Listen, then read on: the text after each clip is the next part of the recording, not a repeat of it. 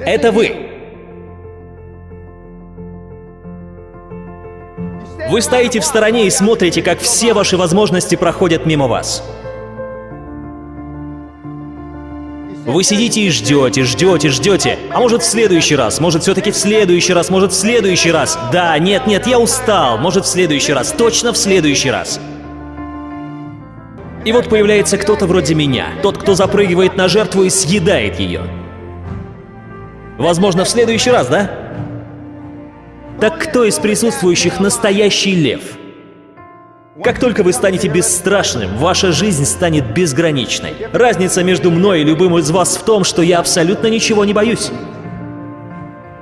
Я не боюсь потерпеть неудачу, я не боюсь допустить ошибку, я не боюсь окружающего мнения, у меня нет страха. Если вам и нужно чего-то бояться, так это бедности. Бойтесь ничего после себя не оставить и провести никчемную жизнь. Все хотят только успеха, но без неудач это невозможно. Просто знайте, что любая неудача — это опыт, а он рано или поздно приведет вас к успеху. Существует длинный список вещей, почему вы там, где находитесь сейчас. Все потому, что вы просто ничего не делаете. Вы сидите и ждете чуда, вы не хотите ошибиться. Вы по уши в долгах и кредитах. Да если бы вы сделали первый шаг 6 гребаных месяцев назад, вы бы не были в том положении, в котором находитесь сейчас. Поэтому я говорю, независимо от вашего возраста, у вас есть время, чтобы начать новую жизнь. Просто сделайте это. Но вы не хотите ничего делать.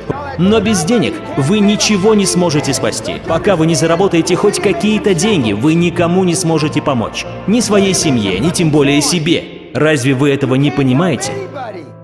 Составьте два списка. Первый список — это ваши цели. Второстепенные, краткосрочные, долгосрочные, как в личной жизни, так и в бизнесе.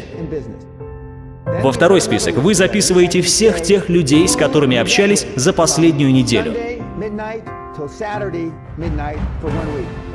Предположим, что в вашем первом списке 8 целей, а во втором списке 10 человек.